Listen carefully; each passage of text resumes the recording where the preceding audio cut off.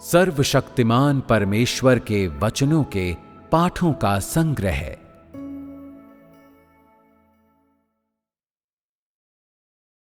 तुम्हें पता होना चाहिए कि समस्त मानव जाति आज के दिन तक कैसे विकसित हुई।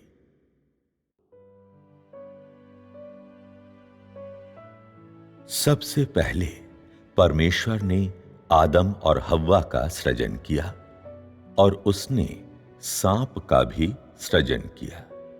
सभी चीजों में सांप सर्वाधिक विषैला था। उसकी देह में विष था और शैतान उस विष का उपयोग करता था। यह सांप ही था जिसने पाप करने के लिए हव्वा को प्रलोभित किया। हव्वा के बाद आदम ने पाप किया और तब वे दोनों अच्छे और बुरे के बीच भेद करने में समर्थ हो गए थे। यदि यहोवा जानता था कि सांप हव्वा को प्रलोभित करेगा और हव्वा आदम को प्रलोभित करेगी, तो उसने उन सब को एक ही वाटिका के भीतर क्यों रखा?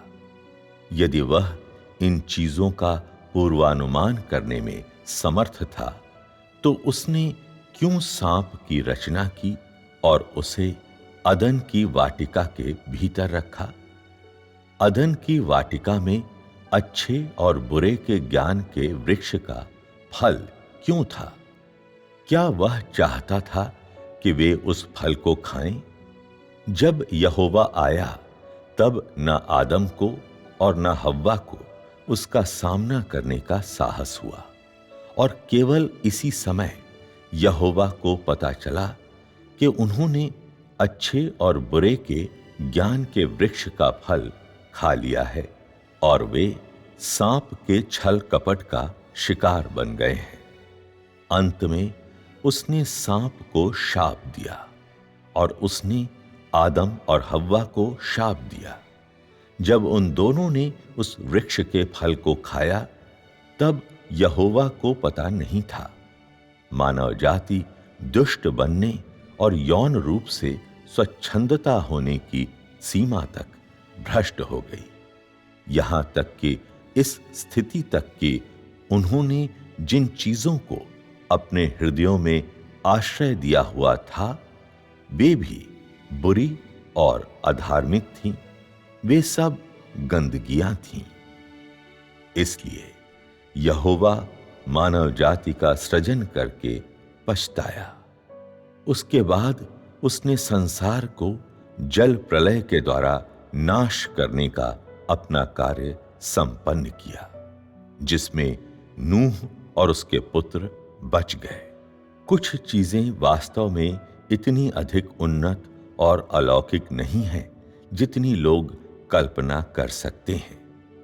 कुछ लोग पूछते हैं, चूंकि परमेश्वर जानता था कि प्रधान स्वर्गदूत उसके साथ विश्वासघात करेगा, तो परमेश्वर ने उसका सृजन क्यों किया? तथ्य ये है, जब अभी तक इस पृथ्वी का अस्तित्व नहीं था, तब प्रधान स्वर्गदूत स्वर्ग के स्वर्गदूतों में सबसे महान था। स्वर्ग के सभी स्वर्गदूतों पर उसका अधिकार क्षेत्र था और यही अधिकार उसे परमेश्वर ने दिया था। परमेश्वर के अपवाद के साथ वह स्वर्ग के स्वर्गदूतों में सर्वोच्च था। बाद में जब परमेश्वर ने मानव जाति का सृजन किया, तब प्रधान स्वर्गदूत ने पृथ्वी पर परमेश्वर के विरुद्ध और भी बड़ा विश्वासघात किया। मैं कहता हूं कि उसने परमेश्वर के साथ विश्वासघात इसलिए किया क्योंकि वह मानव जाति का प्रबंधन करना और परमेश्वर के अधिकार से बढ़कर होना चाहता था। यह प्रधान स्वर्गदूत ही था जिसने हव्वा को पाप करने के लिए प्रलोभित किया। उसने ऐसा इसलिए किया क्योंकि वह पृथ्वी पर अपना राज्य स्थापित करना और मानव जाति द्वारा परमेश्वर के साथ विश्वासघात करवाना और परमेश्वर के बजाय अपना आज्ञा पालन करवाना चाहता था। उसने देखा कि बहुत सी चीजें हैं जो उसका आज्ञा पालन करती थीं। स्वर्गदूत उसकी आज्ञा मानते थे, ऐसे ही पृथ्वी पर लोग भी उसकी आज्ञा मानते थे।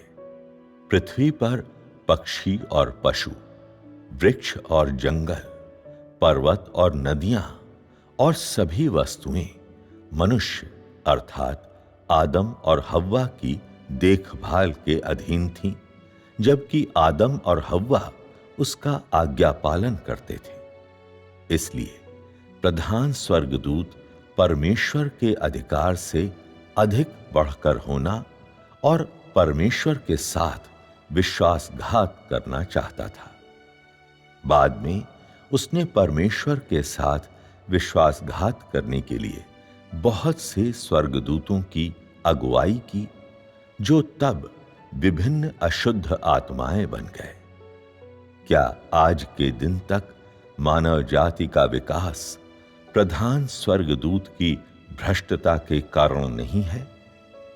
मानव जाति जैसी आज है केवल इसलिए है क्योंकि प्रधान स्वर्गदूत ने परमेश्वर के साथ विश्वासघात किया और मानव जाति को भ्रष्ट कर दिया। यह कदम दर कदम कार्य कहीं भी लगभग उतना अमूर्त और आसान नहीं है जैसा लोग कल्पना करते हैं। शैतान ने एक कारणवश विश्वासघात किया, फिर भी लोग इतनी आसान सी बात को समझने में असमर्थ हैं। परमेश्वर ने क्यों स्वर्ग और पृथ्वी और सब वस्तुओं का सृजन किया और शैतान का भी सृजन किया? क्योंकि परमेश्वर शैतान से बहुत अधिक घृणा करता है और शैतान परमेश्वर का शत्रु है। तो परमेश्वर ने उसका सृजन क्यों किया? शैतान का सृजन करके क्या वह एक शत्रु का सृजन नहीं कर रहा था? परमेश्वर ने वास्तव में एक शत्रु का सृजन नहीं किया था, बल्कि उसने एक स्वर्गदूत का सृजन किया था और बाद में इस स्वर्गदूत ने परमेश्वर के साथ विश्वासघात किया। इसकी हैसियत इतनी बड़ी थी कि उसने परमेश्वर के साथ विश्वासघात करने की इच्छा की। कोई कह सकता है कि यह मात्र एक संयोग था, परंतु यह एक अपरिहार्य प्रवृत्ति भी थी। यह उस बात के समान है कि कैसे कोई व्यक्ति एक निश्चित आयु पर अपरिहार्य रूप से मरेगा। चीजें पहले ही एक निश्चित स्तर तक विकसित हो चुकी हैं। कुछ ऐसे बेहुदे लोग हैं जो कहते हैं, चूंकि शैतान तुम्हारा शत्रु है तो तुमने उसका सृजन क्यों किया? क्या तुम नहीं जानते थे कि प्रधान स्वर्गदूत तुम्हारे साथ विश्वासघात करेगा? क्या तुम अनंत काल से अनंत काल में नहीं झांक सकते हो? क्या तुम उसका स्वभाव नहीं जानते हो? चूंकि तुम्हें स्पष्ट रूप से पता था कि वह तुम्हारे साथ विश्वासघात करेगा, तो तुमने उसे प्रधान स्वर्गदूत क्यों बनाया? भले ही कोई उसके विश्वासघात की बात की अनदेखी भी करे, तब भी उसने कितने ही स्वर्गदूतों की अगुवाई की और मनुष्य जाति को भ्रष्ट करने के लिए नश्वर संसार में उतरा।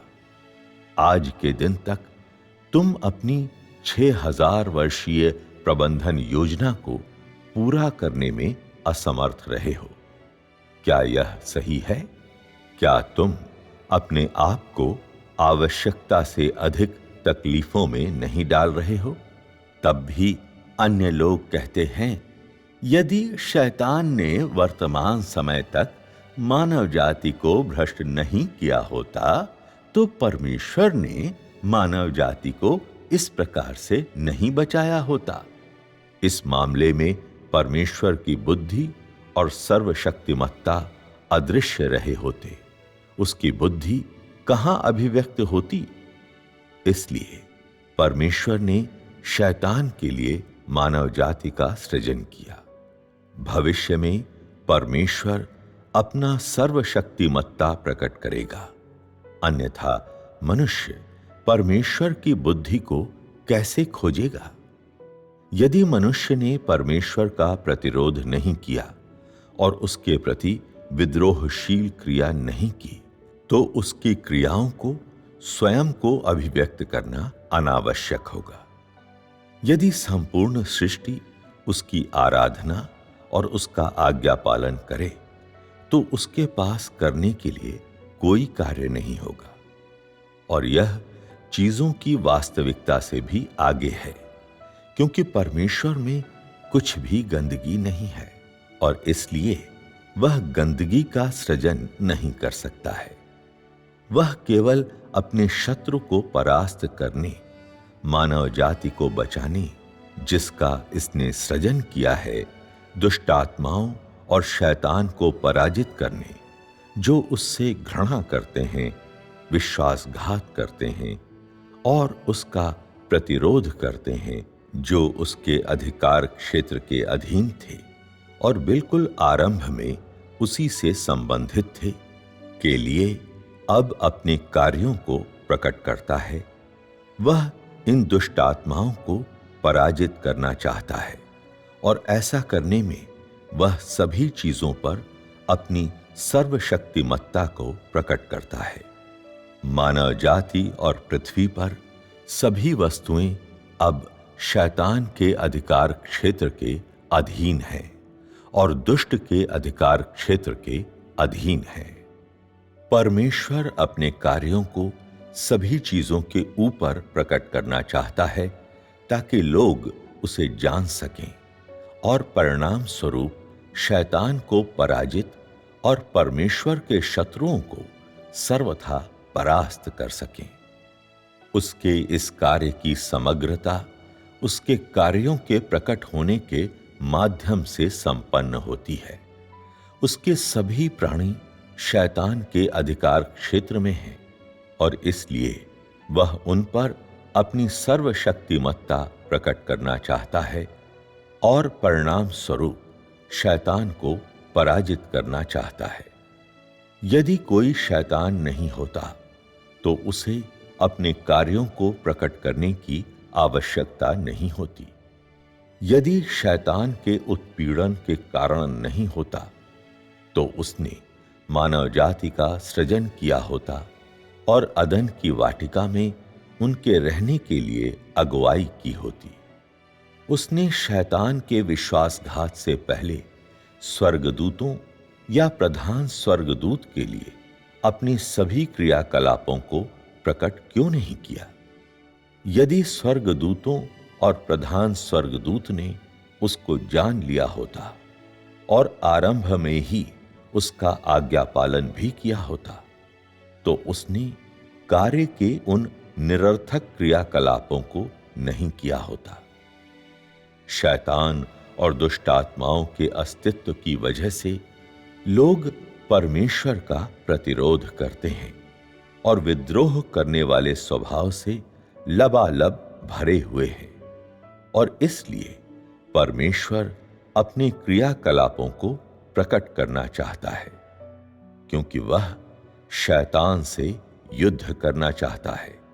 इसलिए शैतान को पराजित करने के लिए उसे अवश्य अपने स्वयं के अधिकार का उपयोग करना चाहिए और अपनी सभी क्रियाकलापों का उपयोग करना चाहिए। इस तरह से उसके उद्धार का कार्य, जिसे वह मनुष्यों के बीच संपन्न करता है, लोगों को उसकी बुद्धि और सर्वशक्तिमत्ता को देखने देगा। आज परमेश्वर जो कार्य करता है वह अर्थपूर्ण है और किसी भी तरह से वैसा नहीं है जैसा कि कुछ लोग कहते हैं। क्या तुम जो कार्य करते हो वह विरोधाभासी नहीं है?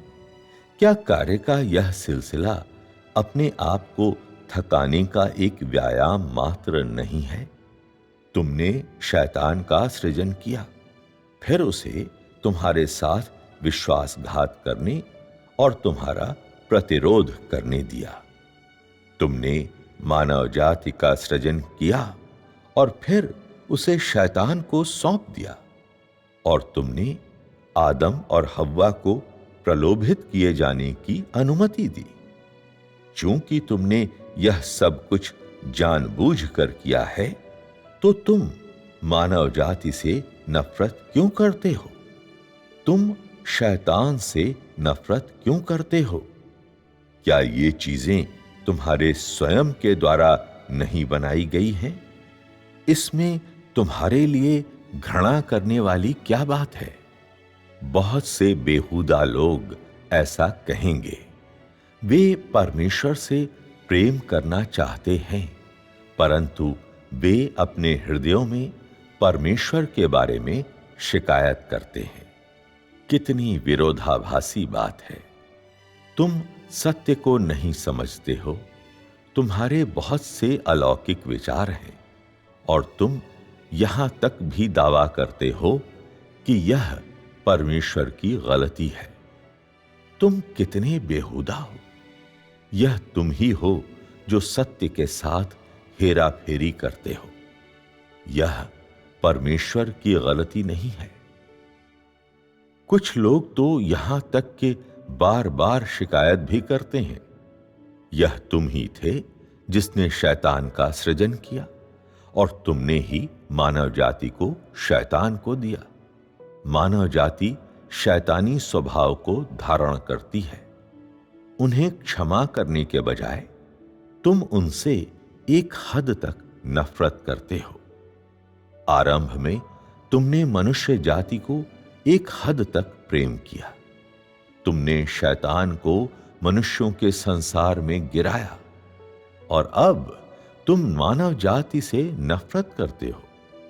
यह तुम ही हो जो मानव जाति से नफरत और प्रेम करते हो।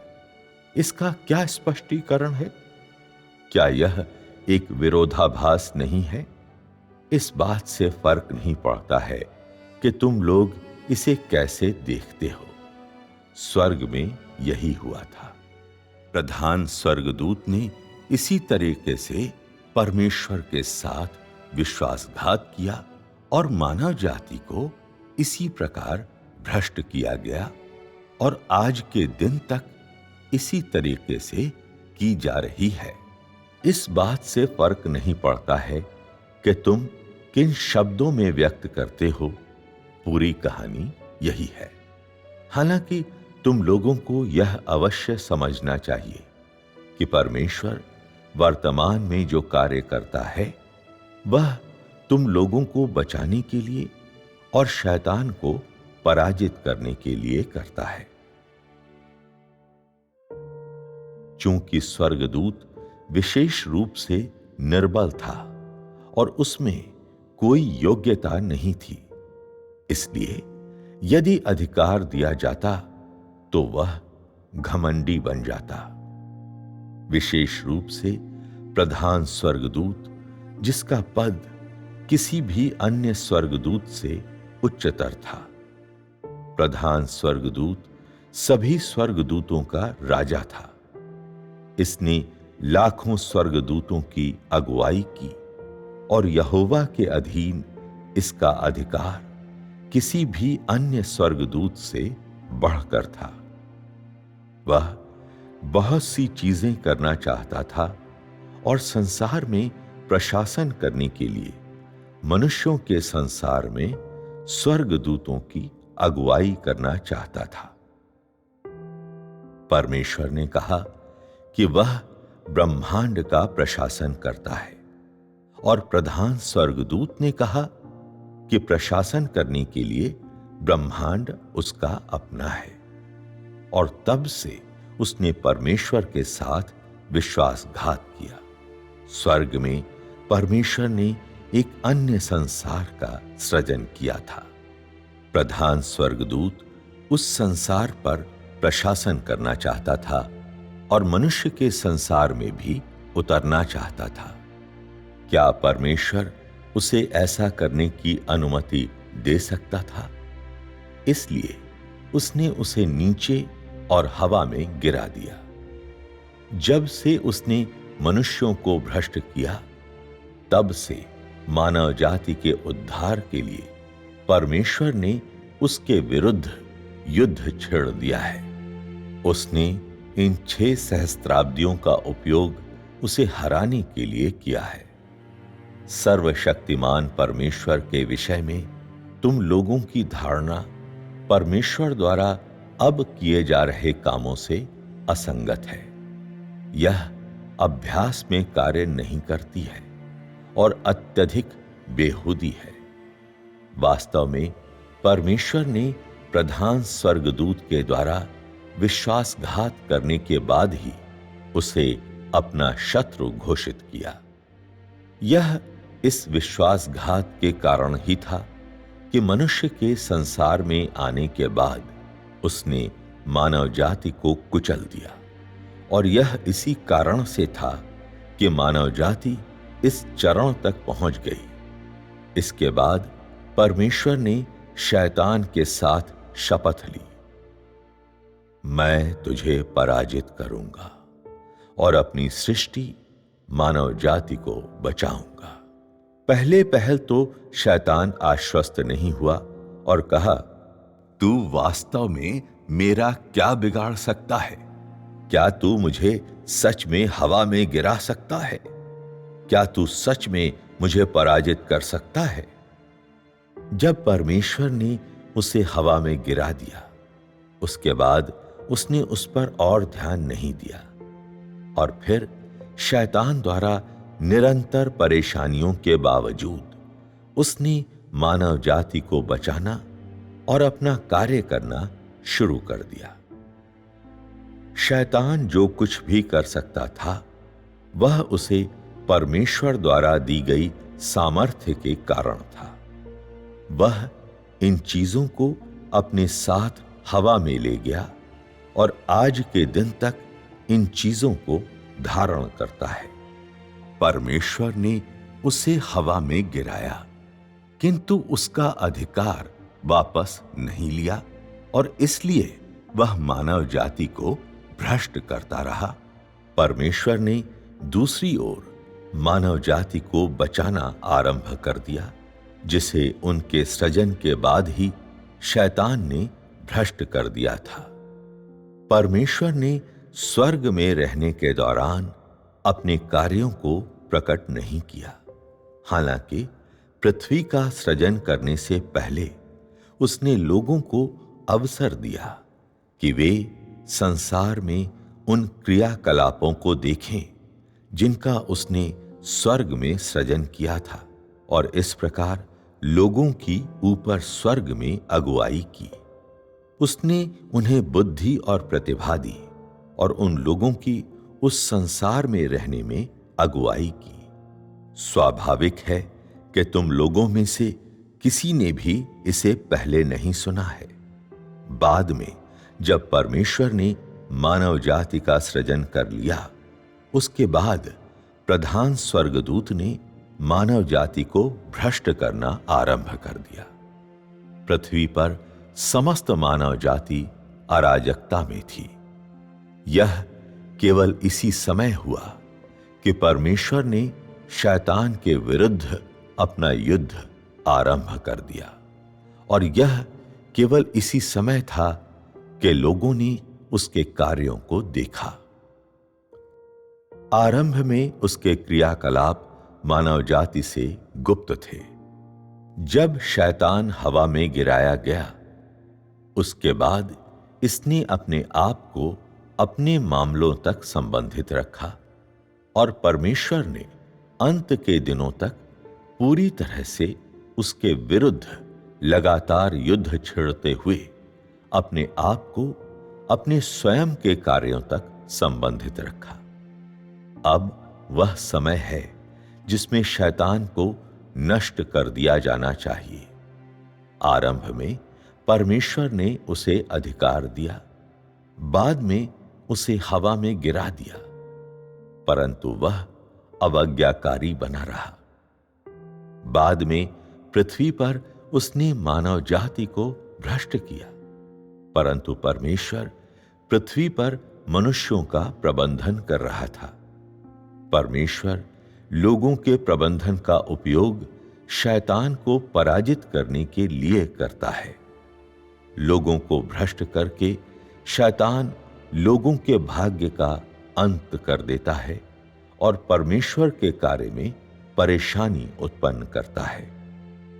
दूसरी ओर परमेश्वर का कार्य मनुष्यों का उद्धार करना है। परमेश्वर के कार्य का कौन सा कदम मानव जाति को बचाने के अभिप्राय से नहीं है? कौन सा कदम लोगों को स्वच्छ बनाने, उनसे धार्मिकता करवाने और इस तरह से जीवन बिताने के अभिप्राय से नहीं है, जो ऐसी छवि का निर्माण करता है जिससे प्रेम किया जा सके? शैतान हालांकि ऐसा नहीं करता है। वह मानव जाति को भ्रष्ट करता है। मानव जाति को भ्रष्ट करने के अपने कार्य को सारे ब्रह्मांड में निरंतर करता रहता है। निसंदेह परमेश्वर अपना स्वयं का कार्य भी करता है। वह शैतान की ओर जरा भी ध्यान नहीं देता है। इससे फर्क नहीं पड़ता कि शैतान के पास कितना अधिकार है, तब भी इसका अधिकार परमेश्वर द्वारा ही दिया गया है। परमेश्वर ने वास्तव में उसे मात्र अपना पूरा अधिकार नहीं दिया और इसलिए वह चाहे जो कुछ करे, वह परमेश्वर से आगे नहीं बढ़ सकता है और सदैव परमेश्वर की पकड़ में है। परमेश्वर ने स्वर्ग में रहने के समय अपने क्रियाकलापों को प्रकट नहीं किया। उसने शैतान को स्वर्गदूतों के ऊपर नियंत्रण प्रयोग करने की अनुमति देने के लिए उसे अपने अधिकार में से मात्र कुछ हिस्सा ही दिया। इसलिए वह चाहे जो कुछ करे, वह परमेश्वर के अधिकार से बढ़कर नहीं हो सकता है, क्योंकि परमेश्वर ने उसे जो अधिकार दिया है वह सीमित है। जब परमेश्वर कार्य करता है तो शैतान परेशान करता है। अंत के दिनों में वह अपने उत्पीड़न को समाप्त कर देगा। उसी तरह परमेश्वर का कार्य पूरा हो जाएगा और परमेश्वर जिस प्रकार के व्यक्ति को पूर्ण बनाना चाहता है वह पूर्ण बना दिया जाएगा। परमेश्वर लोगों को सकारात्मक रूप से निर्देशित करता है। उसका जीवन जीवित जल है, अमापनीय और असीम है। शैतान ने मनुष्य को एक हद तक भ्रष्ट किया है। अंत में जीवन का जीवित जल मनुष्य को पूर्ण बनाएगा और शैतान के लिए हस्तक्षेप करना और उसका कार्य करना असंभव हो जाएगा। इस प्रकार परमेश्वर इन लोगों को पूर्णतः प्राप्त कर लेगा। शैतान तब भी इसे अब मानने से मना करता है। वह लगातार स्वयं को परमेश्वर के विरोध में खड़ा करता है, परंतु परमेश्वर उस पर कोई ध्यान नहीं देता है। उसने कहा है, मैं शैतान की सभी अंधेरी शक्तियों के ऊपर और उसके सभी अंधेरे प्रभावों के ऊपर विजेता बनूंगा। यही वह कार्य है जो अब देह में अवश्य किया जाना चाहिए और यही देह धारण का अभिप्राय है। यह अंत के दिनों में शैतान को पराजित करने के चरण को पूर्ण करने, शैतान से जुड़ी सभी चीजों को मिटाने के लिए है। परमेश्वर की शैतान पर विजय एक निश्चित प्रवृत्ति है। वास्तव में शैतान बहुत पहले असफल हो चुका है। जब बड़े लाल ड्रैगन का पूरे देश में सुसमाचार फैलने लगा, अर्थात जब देहधारी परमेश्वर ने कार्य करना आरंभ किया और यह कार्य गति पकड़ने लगा तो शैतान बुरी तरह परास्त हो गया था, क्योंकि देह धारण शैतान को पराजित करने के अभिप्राय से था। शैतान ने देखा कि परमेश्वर एक बार फिर से देह बन गया और उसने अपना कार्य करना भी आरंभ कर दिया, और उसने देखा कि कोई भी शक्ति कार्य को रोक नहीं सकी। इसलिए जब उसने इस कार्य को देखा तो वह अवाक रह गया तथा कोई और कार्य करने का साहस नहीं किया। पहले पहल तो शैतान ने सोचा कि उसके पास भी प्रचुर बुद्धि है और उसने परमेश्वर के कार्य में हस्तक्षेप किया और परेशानियां डाली।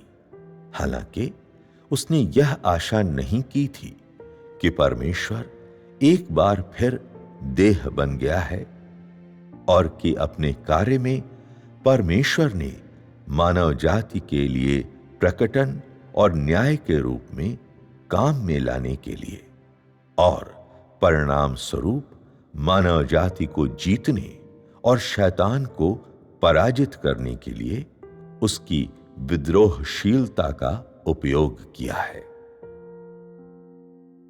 परमेश्वर उसकी अपेक्षा अधिक बुद्धिमान है और उसका कार्य शैतान के कार्य से बहुत बढ़कर है। इसलिए मैंने पहले निम्नलिखित कहा है, मैं जिस कार्य को करता हूं वह शैतान की चालबाजियों के प्रत्युत्तर में किया जाता है। अंत में मैं अपनी सर्वशक्तिमत्ता और शैतान की सामर्थ्यहीनता को प्रकट करूंगा। जब परमेश्वर अपना कार्य करता है तो शैतान पीछे से छुपकर उसका पीछा करता है, जब तक कि अंत में वह अंततः नष्ट नहीं हो जाता है। उसे पता भी नहीं चलेगा कि उस पर चोट किसने की। एक बार जब उसे पहले ही कुचला और चूर चूर कर दिया गया होगा, केवल तभी उसे सत्य का ज्ञान होगा। उस समय तक उसे पहले से ही आग की झील में जला दिया गया होगा। तब क्या वह पूरी तरह से आश्वस्त नहीं हो जाएगा, क्योंकि उसके पास आनंद लेने के लिए और कोई योजनाएं नहीं है। यह कदम दर कदम वास्तविक कार्य ही है जो प्रायः मानव जाति के लिए दुख के साथ परमेश्वर के हृदय को परेशान करता है, जिसकी वजह से शैतान के साथ उसका युद्ध चलते हुए 6000 वर्ष बीत चुके हैं। इसलिए परमेश्वर ने कहा, मैं फिर कभी मानव जाति का सृजन नहीं करूंगा और ना ही मैं स्वर्गदूतों को अधिकार प्रदान करूंगा। उसके बाद से जब स्वर्गदूत पृथ्वी पर कुछ कार्य के लिए आए तो उन्होंने कुछ कार्य करने के लिए मात्र परमेश्वर का अनुसरण किया। उसने स्वर्गदूतों को कभी भी अधिकार नहीं दिया। उन स्वर्गदूतों ने अपना कार्य कैसे किया जिन्हें इस्राएलियों ने देखा?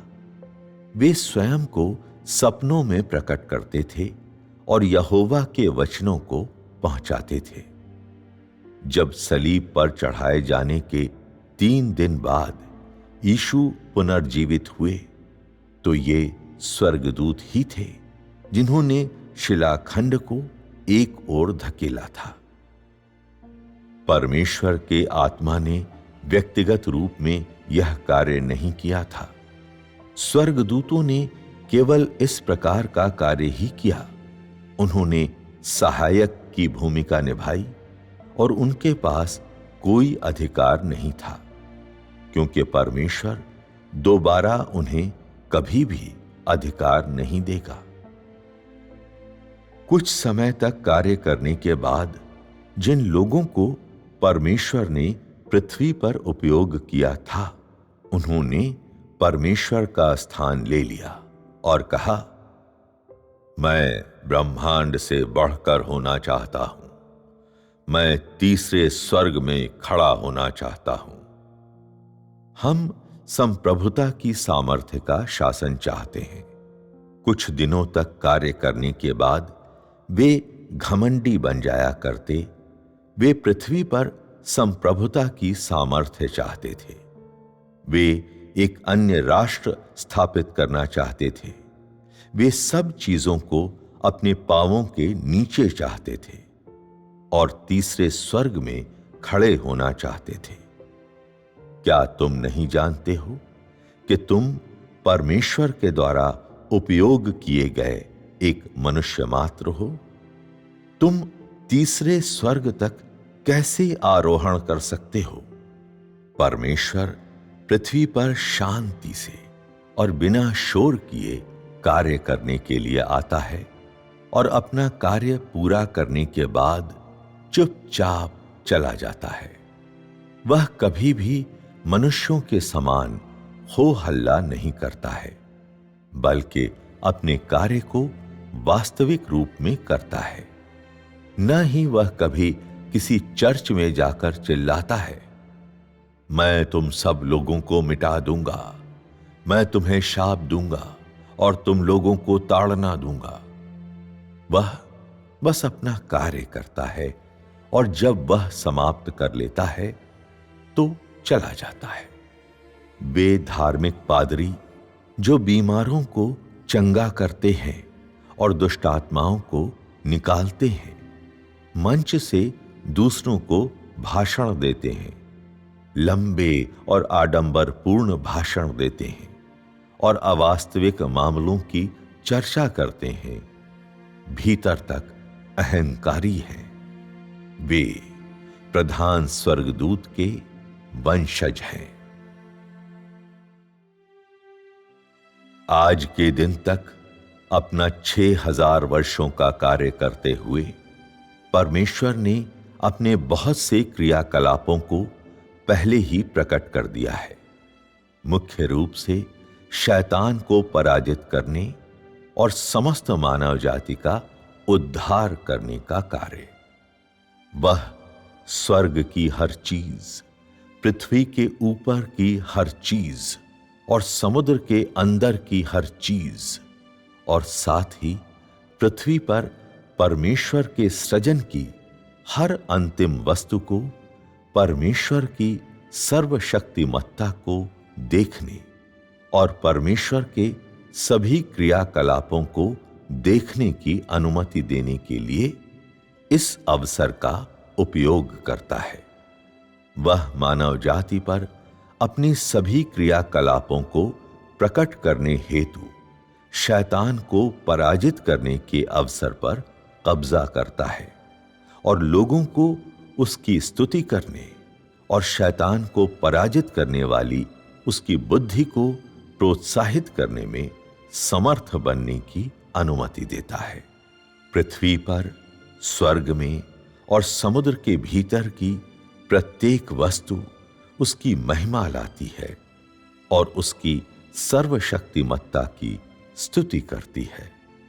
उसके सभी क्रियाकलापों की स्तुति करती है और उसके पवित्र नाम की जय जयकार करती है। यह शैतान की पराजय का उसका प्रमाण है। यह शैतान पर उसकी विजय का प्रमाण है और उससे भी अधिक महत्वपूर्ण, यह उसके द्वारा मानव जाति के उद्धार का प्रमाण है।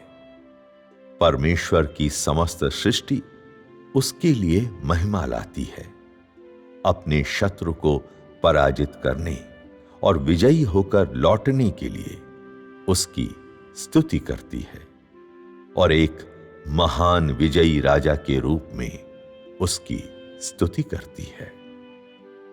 उसका उद्देश्य केवल शैतान को पराजित करना ही नहीं है और इसलिए उसका कार्य 6000 वर्ष तक जारी रहा।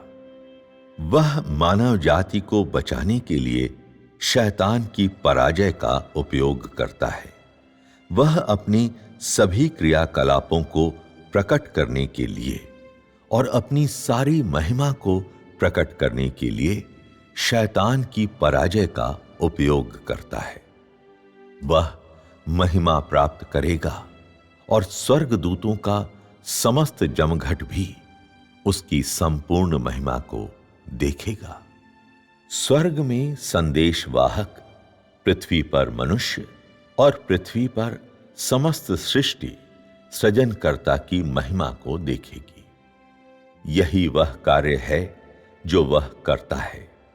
स्वर्ग में और पृथ्वी पर उसकी सृष्टि सभी उसकी महिमा को देखेंगे और वह शैतान को सर्वथा पराजित करने के बाद विजयोल्लास के साथ वापस लौटेगा और मानव जाति को अपनी प्रशंसा करने देगा।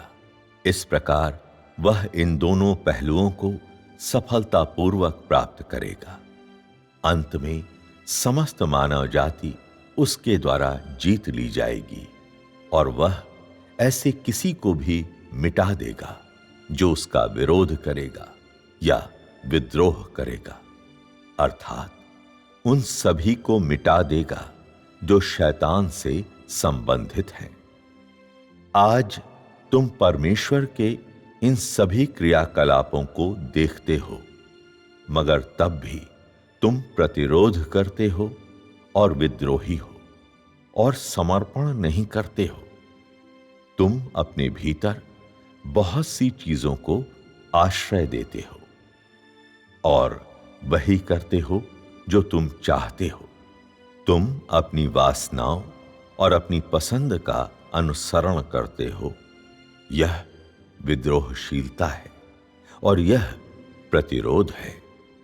परमेश्वर पर विश्वास जो देह के लिए, किसी की वासनाओं के लिए और किसी की पसंद के लिए, संसार के लिए और शैतान के लिए किया जाता है, वह गंदा है।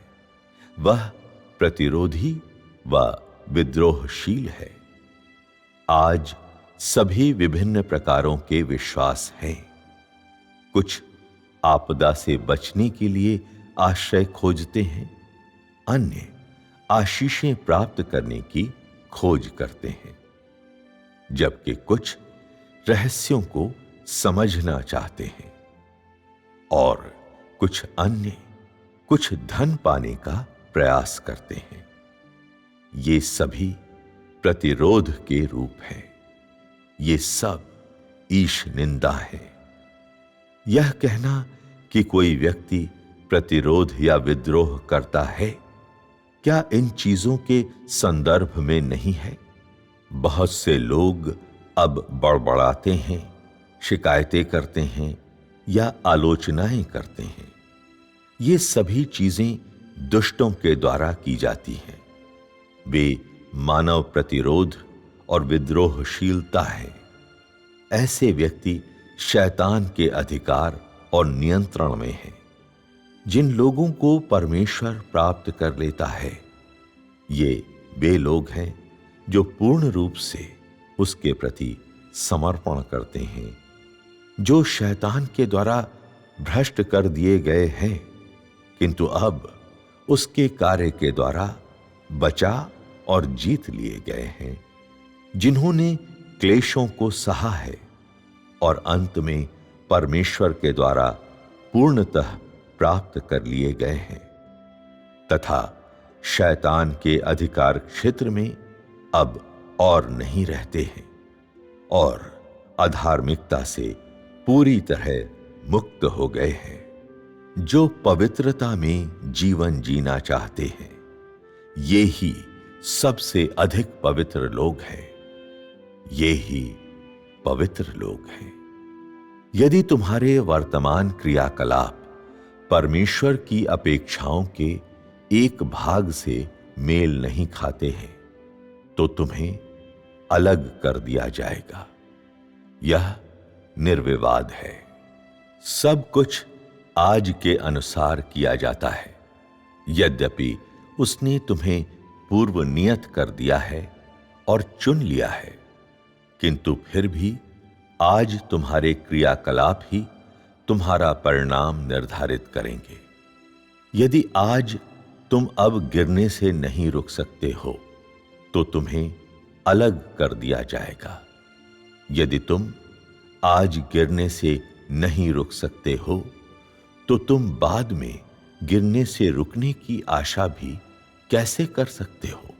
अब जबकि ऐसा बड़ा चमत्कार तुम्हारे सामने प्रकट हो चुका है, तुम तब भी विश्वास नहीं करते हो। मुझे बताओ, बाद में तुम उस पर कैसे विश्वास करोगे जब वह अपना कार्य समाप्त कर देगा और आगे ऐसा कोई कार्य नहीं करेगा? उस समय तुम्हारे लिए अनुसरण करना और भी अधिक असंभव होगा। बाद में यह निर्धारित करने के लिए कि तुम पापी हो या धार्मिक हो, या यह निर्धारित करने के लिए कि तुम एक पूर्ण बनाए गए व्यक्ति हो या निकाले गए व्यक्ति हो, परमेश्वर तुम्हारी प्रवृत्ति पर और देहधारी परमेश्वर के प्रति तुम्हारे ज्ञान और तुम्हारे अनुभव पर भरोसा करेगा। तुम्हें अभी स्पष्ट रूप से देखना चाहिए। पवित्र आत्मा इसी तरह से कार्य करता है। वह आज के तुम्हारे व्यवहार के अनुसार तुम्हारा परिणाम निर्धारित करता है। कौन आज के वचन बोलता है, कौन आज का कार्य करता है, कौन तय करता है कि आज तुम्हें निकाल दिया जाएगा, कौन तुम्हें पूर्ण बनाना तय करता है? क्या यह वह नहीं है जो मैं स्वयं करता? मैं ही वह एक हूं जो इन वचनों को बोलता हूं। मैं ही वह एक हूं जो इस काम को संपन्न करता हूं। लोगों को शाप देना, ताड़ना देना और उनका न्याय करना, ये सभी मेरे स्वयं के कार्य का एक हिस्सा है। अंत में तुम्हें अलग करना भी मेरा स्वयं का कार्य होगा। सब मेरा स्वयं का ही कार्य है। तुम्हें पूर्ण बनाना मेरा स्वयं का कार्य है और तुम्हें अपनी आशीषों का आनंद लेने देना भी मेरा स्वयं का कार्य है। यह सब मेरा स्वयं का कार्य है। तुम्हारा परिणाम यहोवा के द्वारा पूर्व नियत नहीं किया गया था। यह आज के परमेश्वर के द्वारा निर्धारित किया जाता है। यह अब निर्धारित किया जाता है। यह संसार का सृजन किए जाने से पूर्व निर्धारित नहीं किया गया था। कुछ बेहुदा लोग कहते हैं, संभवतः तुम्हारी आंखों में कुछ खराबी है और तुम मुझे उस तरह से नहीं देखते हो जिस तरह से तुम्हें देखना चाहिए। अंत में तुम देखोगे कि पवित्र आत्मा सभी चीजों को कैसे अभिव्यक्त करता है। यीशु ने मूल रूप में यहूदा को अपने शिष्य के रूप में चुना। लोग सोचते हैं, वह कैसे किसी ऐसे को शिष्य चुन सकता था जो उसके साथ विश्वासघात करेगा। पहले पहल तो यहूदा का यीशु के साथ विश्वासघात का कोई इरादा नहीं था। यह मात्र बाद में हुआ। उस समय यीशु ने यहूदा को काफी अनुकूल के रूप में देखा था। उसने मनुष्य से अपना अनुसरण करवाया और उसे उनके आर्थिक मामलों के लिए उत्तरदायी बनाया। यदि वह जानता कि यहूदा गबन करेगा तो वह उसे धन का प्रभारी नहीं रखता। कोई कह सकता है कि मूल रूप में यीशु नहीं जानता था कि यह व्यक्ति कुटिल और धोखेबाज है और इसने अपने भाइयों और बहनों के साथ धोखाधड़ी की है। बाद में यहूदा के कुछ समय तक अनुसरण करने के बाद यीशु ने उसे अपने भाइयों और बहनों को धोखा देते हुए और परमेश्वर के साथ धोखा करते हुए देखा। लोगों ने यह भी जान लिया कि वह पैसों के थैले में से सदैव धन खर्च किया करता था, और तब उन्होंने यीशु को बताया। यीशु को ये सब बातें इस समय पता चली, क्योंकि यीशु को सलीब पर चढ़ने के अपने कार्य को संपन्न करना था, और उसे किसी ऐसे की आवश्यकता थी जो उसके साथ विश्वासघात करे, और यहूदा इस कार्य के लिए करीब करीब उपयुक्त था। इसलिए यीशु ने कहा, तुम में से कोई एक होगा जो मेरे साथ विश्वासघात करेगा। मनुष्य का पुत्र इस विश्वासघात को सलीब पर चढ़ाए जाने के लिए उपयोग करेगा और 3 दिन में पुनर्जीवित हो जाएगा। उस समय यीशु ने यहूदा को वास्तव में नहीं चुना कि वह उसके साथ विश्वासघात करे।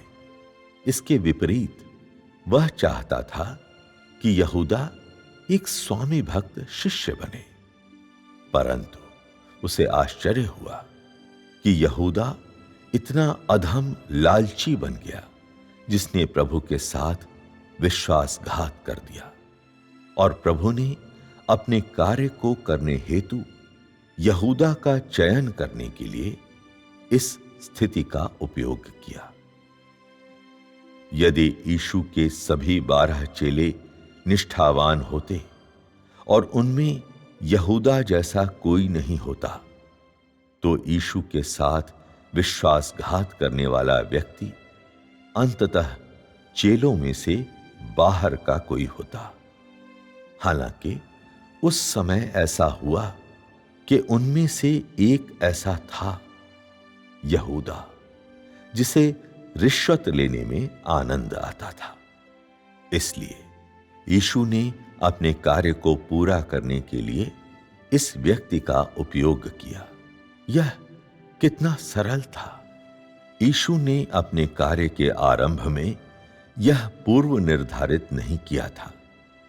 उसने यह निर्णय तब लिया जब एक बार चीजें एक निश्चित कदम तक विकसित हो गई थी।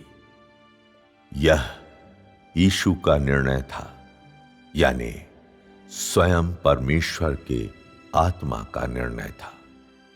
उस समय यह यीशु था जिसने यहूदा को चुना। जब बाद में यहूदा ने यीशु के साथ विश्वासघात किया, तो यह अपने लक्ष्य को पूरा करने के लिए पवित्र आत्मा का कार्य था। उस समय यह पवित्र आत्मा का कार्य था। जब यीशु ने यहूदा को चुना, तब उसे पता नहीं था कि वह उसके साथ विश्वासघात करेगा। वह केवल इतना जानता था कि वह यहूदा इस्करियोती है। तुम लोगों के परिणाम भी आज तुम लोगों के समर्पण के स्तर के अनुसार और तुम लोगों के जीवन की उन्नति के स्तर के अनुसार निर्धारित होते हैं। मानवीय धारणाओं के बीच इस विचार के अनुसार नहीं कि यह तो विश्व के सृजन के समय से ही पूर्व नियत था। तुम्हें इन सब बातों को स्पष्ट रूप से अवश्य समझ लेना चाहिए। यह संपूर्ण कार्य तुम्हारी कल्पनाओं के अनुसार नहीं किया जाता है।